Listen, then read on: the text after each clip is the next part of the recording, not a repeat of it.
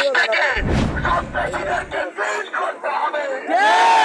আমরা তাদেরকে বলেছি এই ক্লিন বাংলাদেশ অপারেশন 2-1 দিনের ওই গ্রেফতার অভিযানের মতো হলে চলবে না।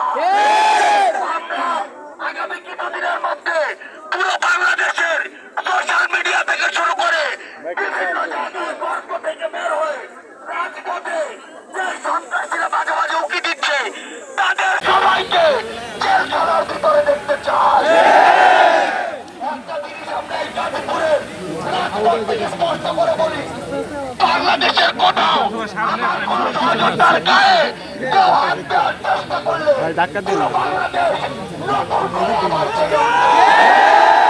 কেউ না বুঝলেও আমরা আপনার প্রয়োজন বুঝি, আর তাই তো অত্যাধুনিক ফিচার সম্বলিত বিভিন্ন সাইজ আর কালারের 250-টিরও বেশি ডিজাইন অপশন নিয়ে ওয়ালটন স্মার্ট ফ্রিজ বোঝে আপনার প্রয়োজন।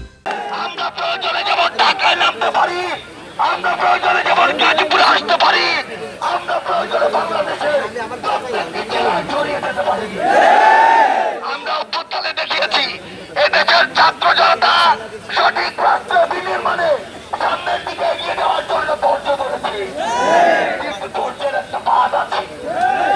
এই দেশের প্রশাসন থেকে শুরু করে যারা কাজ করছে তারা যদি আমাদের ধৈর্যের বাঁধ ভেঙে ফেলে তাহলে এই বাংলাদেশে নতুন আরেকটি বিপ্লব আপনাদের দেখতে হবে। আমরা স্পষ্ট করে বলছি, গতকালকের হামলায় যে সন্ত্রাসীরা জড়িত ছিল তাদেরকে আজকের মধ্যে গ্রেফতার করতে হবে।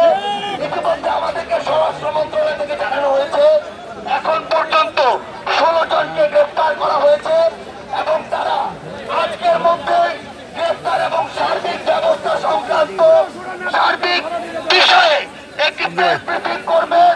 আমরা সেটির অপেক্ষায় আছি। আমরা আর প্রতিশ্রুতিতে বিশ্বাসী না, চাই। আমরা আজকে এখানে অবস্থান করব, প্রশাসনের কাজ দেখব যতক্ষণ পর্যন্ত না আমাদের এই